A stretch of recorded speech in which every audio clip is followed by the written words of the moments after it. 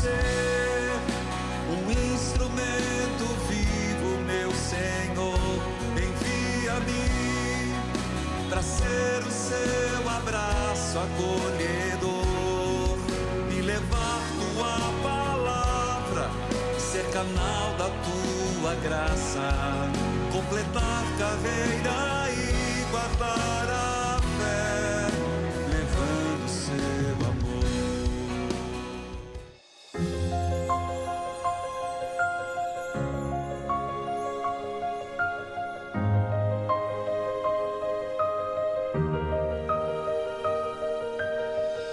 Dentre tantos aspectos que tornam Lisboa uma cidade encantadora, as atrações religiosas se destacam. São construções centenárias que expressam a força da fé católica do povo português ao longo do tempo. Prepare-se neste momento para conhecer de perto os detalhes e a história de um dos mais importantes e belos patrimônios religiosos de Lisboa, a Catedral da Sé. Começa agora mais um Padre em Missão.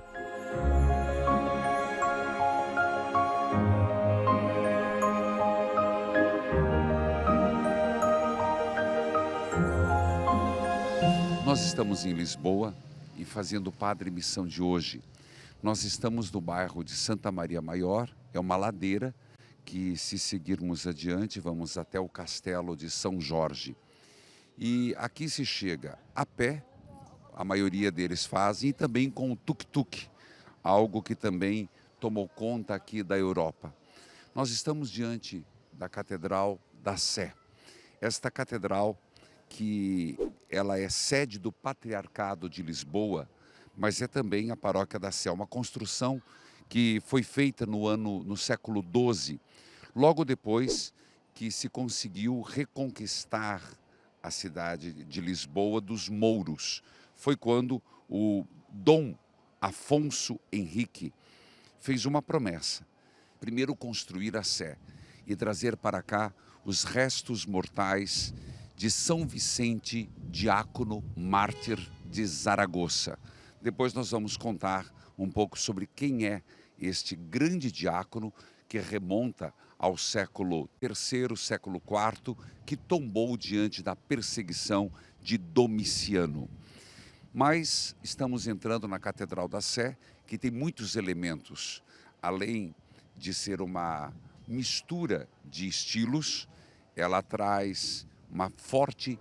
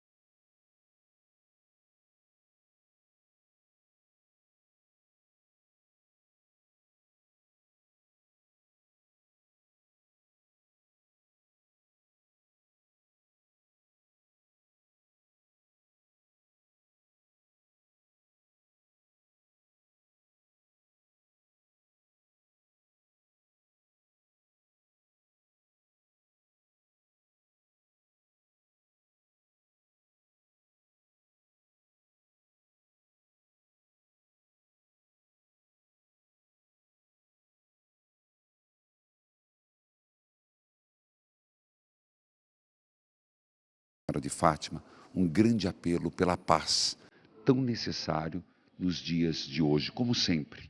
Mas estamos precisando muito da paz. Façamos a nossa breve oração pela paz.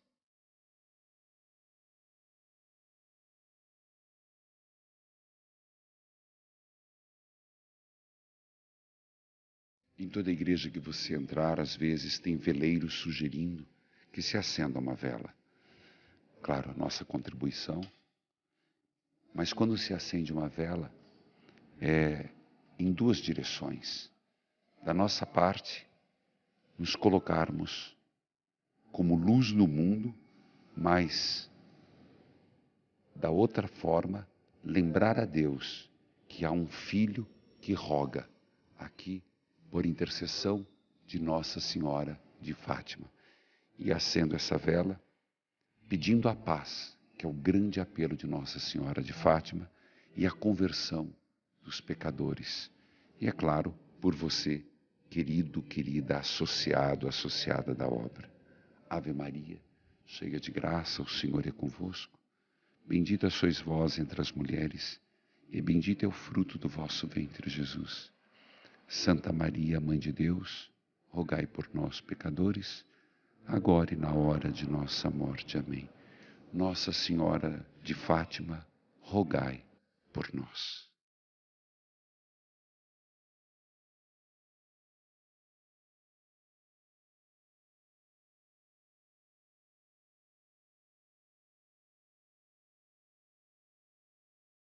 Passando o altar-mor, nós chegamos a várias capelas. E nós estamos diante de uma capela muito significativa. Eu diria que é do próprio padroeiro de Lisboa. Todos podem imaginar que o padroeiro de Lisboa seja Santo Antônio, que inclusive faremos a visita na igreja onde ele nasceu e tem a cripta reservada para isso. Mas, na verdade, o padroeiro de Lisboa é este diácono mártir de Zaragoza, São Vicente. São Vicente, que está estampado aqui, ele, segundo a tradição, no final do século III, século IV, diante da grande perseguição de Domiciano, o que aconteceu? Ele foi preso com o seu bispo e ele, na verdade, foi torturado, judiado. E ele sofreu vários tipos de torturas para negar a fé. Foi tirada a pele, foram os ossos expostos, foi colocado sobre a grelha. E ele testemunhou firmemente a fé. Santo Agostinho, inclusive, quando comenta este santo, ele diz assim: Vicente venceu onde o mundo foi vencido. A tradição diz que ele foi, por várias vezes, jogado ao fogo e resistiu. E sempre, de forma irônica, convidado a renunciar à fé. E ele se manteve intrépido na fé em Jesus Cristo. Por fim, foi jogado nas águas. Mas, segundo consta, seu corpo boiou e uma viúva santamente recebeu a imagem, uma visão de que ele estava na praia. Seu corpo foi, inclusive, jogado para as feras comerem. Foi quando 2 corvos protegeram o corpo, que depois foi transladado. Razão pelo qual, aqui não, mas muitas e muitas vezes, ele é representado ao lado de 2 corvos. Também, segundo a tradição, é que quando as relíquias do corpo foram trazidas para Lisboa, ao lado da fragata, 2 corvos acompanhavam a transladação. Por isso, a tradição de São Vicente ser representado por 2 corvos. É interessante perceber que ele é invocado também contra os males dos vícios. Escute e reze comigo esta oração. Aproveite e junte-se ao Padre Reginaldo Manzotti neste momento oracional pedindo a intercessão de São Vicente de Saragossa, confiando em sua capacidade de ouvir e atender às nossas preces. Ó Deus, onipotente e misericordioso, louvores a vós sejam dados a todos os séculos dos séculos. Assim, por intercessão de São Vicente Mártir, que pelos méritos do Santíssimo Sangue de nosso Senhor Jesus Cristo, obtiveste o privilégio de afastar do mau caminho aqueles que se entregam aos vícios, peço, lançai um olhar de bondade sobre esta pessoa, e suplico-vos, pelo glorioso São Vicente Mártir, libertai-o de todos os vícios. Amém.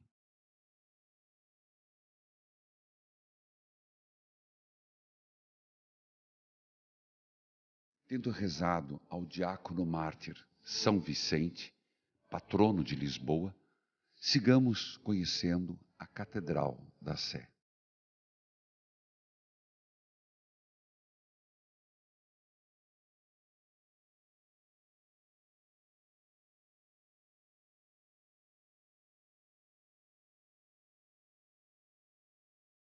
Em uma das capelas, eu quero chamar a atenção para este belíssimo presépio napolitano, que tem algumas características. O presépio napolitano, ele é feito em várias escalas, e é impressionante porque foi uma forma representativa de mostrar, em primeiro plano, o que é mais importante, que é o nascimento de Jesus. Imagens em escalas maiores, e depois ele vai num processo de mostrar o que é menos importante, mas que compõe o cenário. Isso foi criado na Itália, em Nápoles, e aqui acaba sendo uma referência, um Natal permanente para aqueles que passam, lembrando, o Verbo se fez carne e habitou entre nós. É sempre bom lembrar a encarnação, a chegada do Messias, e digo mais, razão de nossa fé. Estamos ainda dentro das capelas interiores. Aqui abre-se uma outra igreja, mas aqui existe a sacristia do patriarca, que eu convido você a ver. Aqui é um patriarcado, que foi um presente de Roma a Portugal. Aqui se trata da sacristia do patriarca. O que você vê é uma capa magna, verde, e um pluvial, se preferir, e as mitras dos patriarcas. Faz parte um dos tesouros da Catedral da Sé. Quando eu falo tesouro, você tem que entender que não é riqueza, é a questão histórica e a questão cultural desta igreja.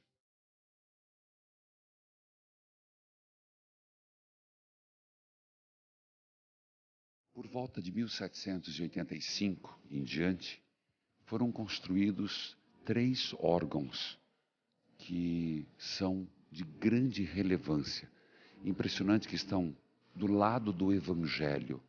O Evangelho falado, o Evangelho cantado. Esse é o espírito da música, principalmente nas igrejas. É dar eco, melodia à palavra de Deus proclamada. E aqui nós temos um deles.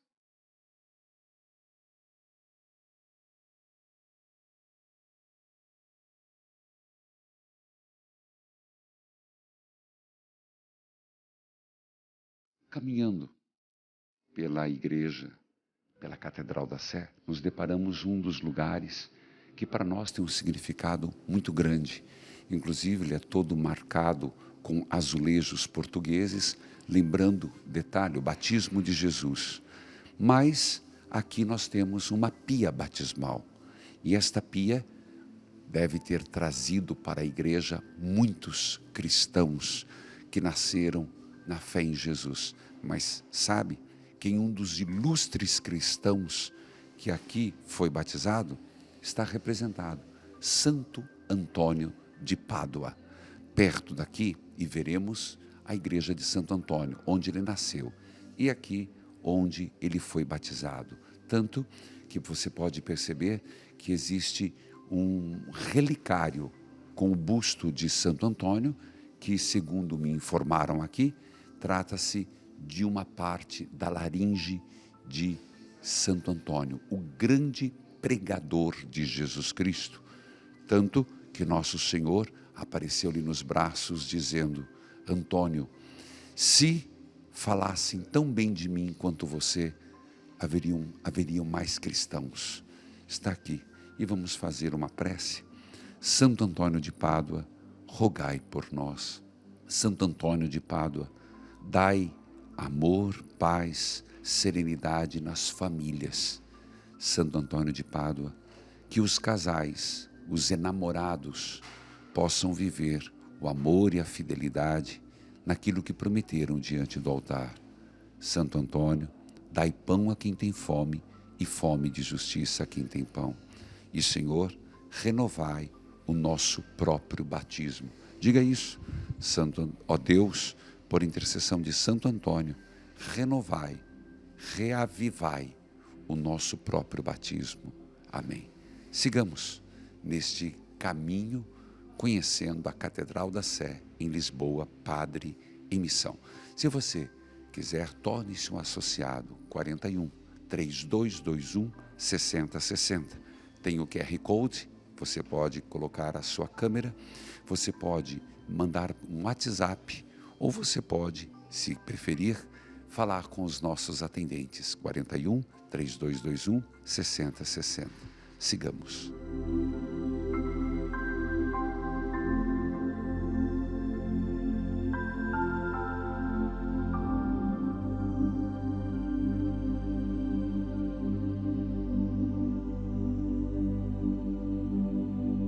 E agora tivemos o privilégio de até então estarmos no piso da catedral.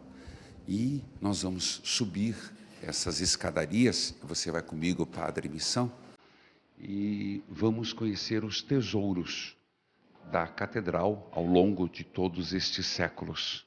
Vamos lá, um pouquinho de paciência, um pouquinho de esforço. Você vem comigo nestas viagens, conhecendo a riqueza da nossa Igreja Católica. Riqueza maior é o que ela é e foi para todo o Ocidente e para todo o mundo, a pessoa de Jesus. Os degraus são firmes aqui, íngremes. Chegamos. Você agora, antes de chegar no tesouro, vai ter uma visão privilegiada da catedral. Trata-se de uma visão do coro alto. Vem, lugar onde se cantava. Os frades, os cônegos, o cabido e também os corais. Isso aqui, respira, Padre, inclusive para os livros.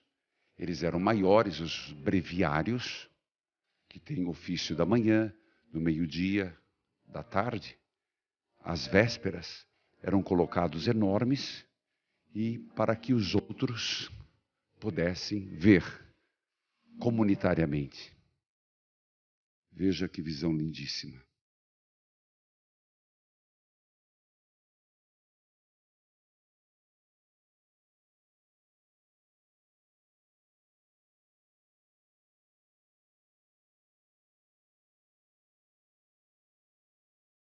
Estamos numa lateral superior da catedral e chegamos ao tesouro. Gostaria de destacar que também aqui foi batizado Padre Antônio Vieira, famoso escritor de 1600. Falando sobre o tesouro, nós temos aqui imagens e também objetos como cálice, patena. Temos aqui uma dalmática, que é própria dos diáconos, uma casula romana, provavelmente bordada a ouro, e aqui uma capa magna e um pluvial. E segue os outros objetos.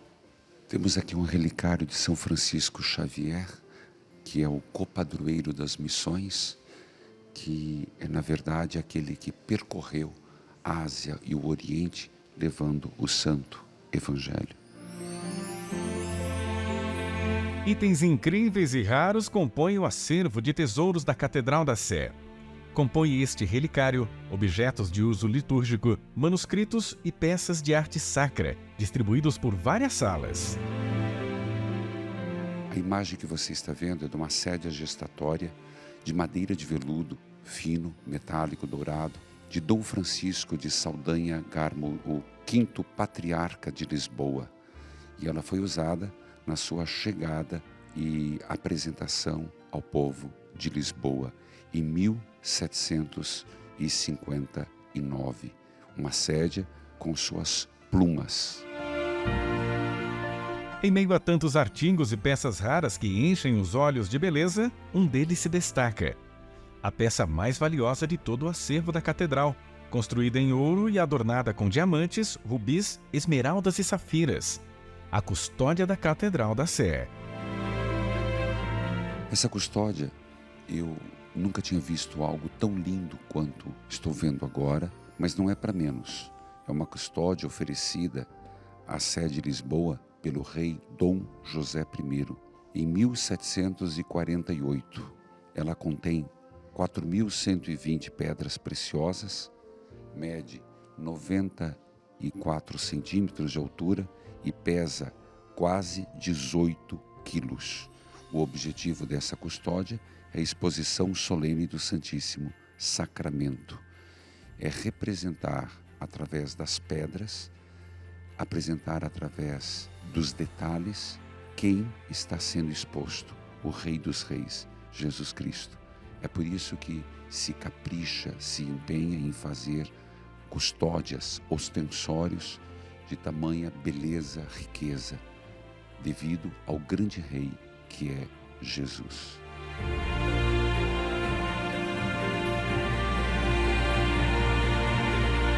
Um pouco mais de cultura sempre é bom.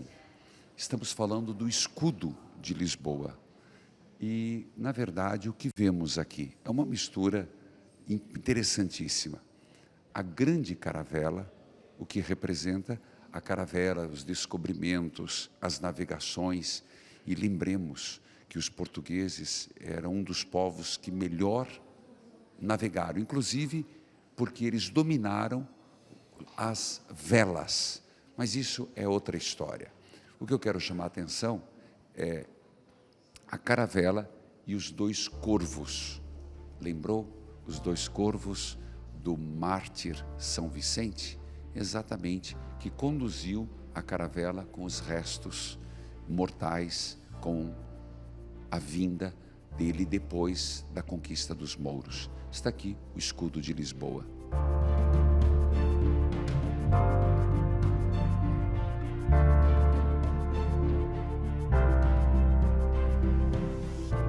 Acabamos de subir alguns degraus, estamos no primeiro átrio da igreja de Santo Antônio. Aqui nasceu Santo Antônio. E nós encontramos o Carlos, e obrigado por nos falar. E aqui eu vi, a princípio, quando eu passei, achei que eram bombons, mas claro que não, só para brincar um pouco. São os pães de Santo Antônio. Como funciona aqui? Os pães de Santo Antônio. Bom, então os pãezinhos de Santo Antônio, reza a lenda que a tradição terá começado neste largo ali fora, ali por volta de 1890. O Frei João benzeu o pão e vendia o pão aos pobres por um valor simbólico, porque o pão, na altura, o pão branco, ou pão de farinhas refinadas, era algo muito caro. E ele apregoava que, de todo o pão que as pessoas compravam, tinham que sempre guardar um pão em casa para que durante um ano nunca lhes faltasse o pão na mesa. Portanto, então, a tradição diz que, hoje em dia, está neste formato. E saliento também que todo este dinheiro reverte a favor do nosso Pão dos Pobres, que fazemos sempre a distribuição naquela mesa 2 vezes por semana. Bom, então, a pessoa compra um pãozinho, guarda o pão sempre de um ano para o outro, num local seco, para que durante o ano nunca falte o pão na mesa. Chegando ao dia do Santo António, 13 de junho, e eventualmente, se quiser seguir a tradição, molha o pão em café, ou chá, ou sopa, ou chocolate quente, ou vinho do Porto, quem sabe.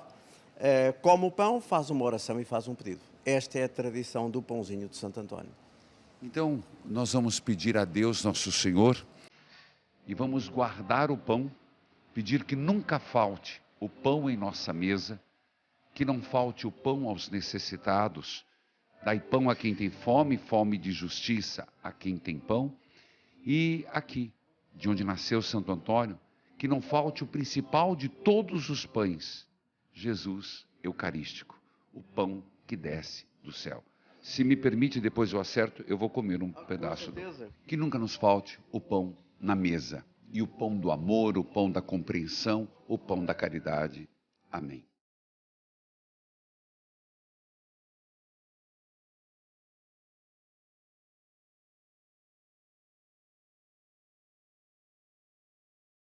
Então chegamos à igreja de Santo Antônio e aqui encontramos Frei Jorge Marques. Um prazer, Frei Jorge. Bem-vindos a Santo Antônio. Aqui a nossa mensagem é: aqui nasceu Santo Antônio. O Santo Antônio de Pádua, de Lisboa e de todo o mundo. Eu tenho algumas perguntas. A igreja era bem maior antes do terremoto, então já existia uma igreja de Santo Antônio aqui. Sempre após a canonização de Santo Antônio como santo,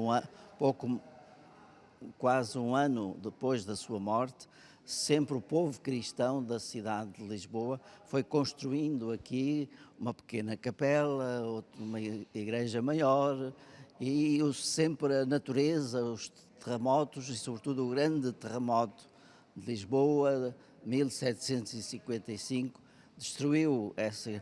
Mas o povo cristão, com o apoio dos reis de Portugal, reis e rainhas cristãos de Portugal, reconstruíram uma outra igreja já posterior.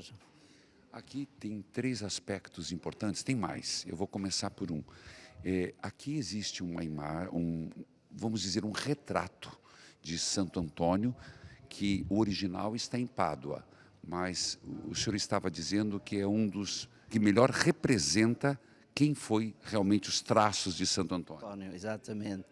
Este é um quadro chamado Milagroso, onde as pessoas deixam os seus pedidos a Santo Antônio, escrevendo ou rezando, e há uma tradição também das moças virem pedir a Santo Antônio um moço para casar, um moço bonito, jeitoso, com quem casar.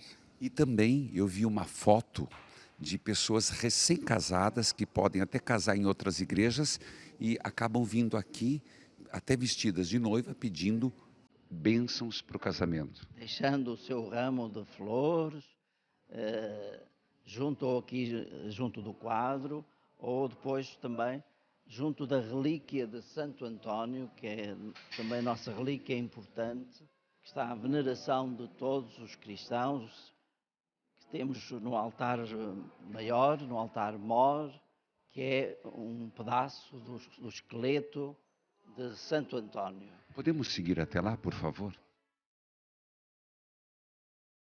Aquele que está dentro da capelinha. Sim. Todas as semanas, à terça-feira, que aqui também celebramos o dia do Santo Antônio, como em todo o Brasil. Às terças-feiras. Terças-feiras. Damos a bênção para todos, pessoal, para todos os peregrinos que por aqui passam, especialmente nesse dia. Então vejamos mais de perto a relíquia.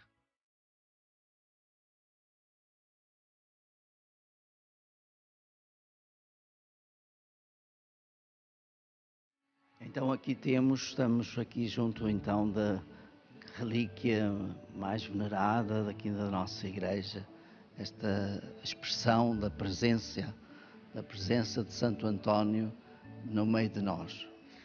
O Frei Jorge estava me contando que em cima tem uma imagem que resistiu ao terremoto. Ela é grande e pesada. Uma imagem bonita, toda em madeira, alta, muito alta, da altura de um de nós, e pesa 300 quilos, e que é do século XIV, portanto resistiu ao terremoto. Vejamos esta linda imagem de Santo Antônio, quase 2 metros de altura, deste linda igreja de Santo Antônio, onde as pessoas recorrem para pedir o verdadeiro amor. Verdadeiro amor a Deus, verdadeiro amor no casamento. E eu queria dizer para você, aproveite essa bênção com a relíquia do esqueleto, do osso de Santo Antônio, para pedir paz na sua família, pedir bênção na sua casa, um casamento fiel, um casamento de respeito, amor, fidelidade. Que essa seja uma bênção para toda a família do Evangelizar é Preciso.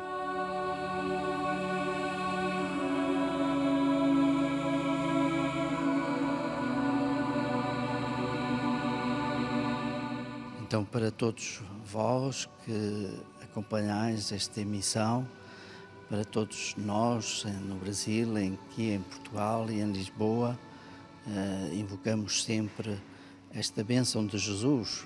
A bênção é sempre de Deus, através dos seus amigos queridos, aqueles a quem nós chamamos santos, e através de Santo Antônio.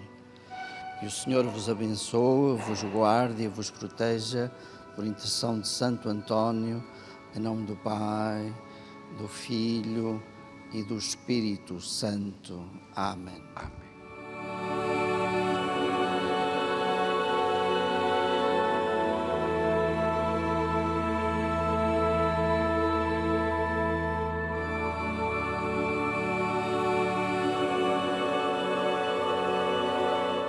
Passando pela sacristia, nós descemos até a cripta.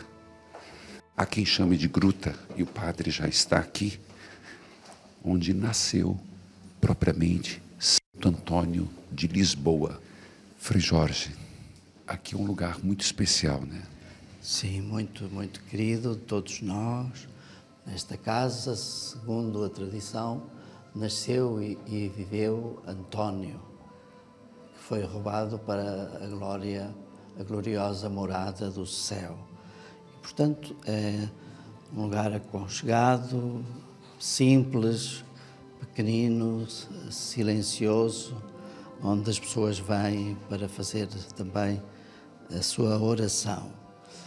Este lugar ficou marcado também celebramos este ano 40 anos da presença neste lugar do Santo Padre São João Paulo II, que esteve ajoelhado neste genufletório, e por isso é para nós uma honra e um orgulho assinalar este lugar também. Um santo visitando um santo, exatamente.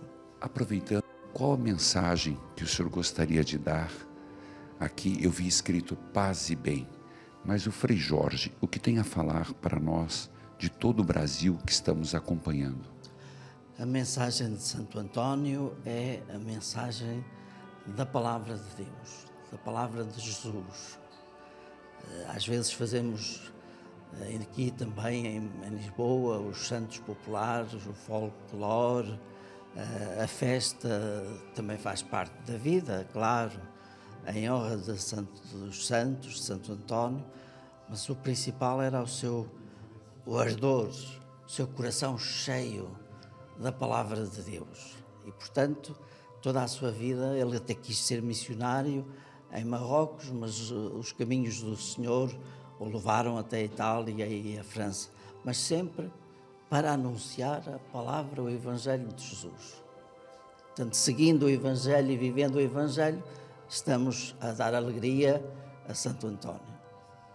Muito obrigado, Frei Jorge, por todo o carinho que o senhor nos recebe, e agradecemos em nome de toda a TV, rádio, Sistema Evangelizar é Preciso.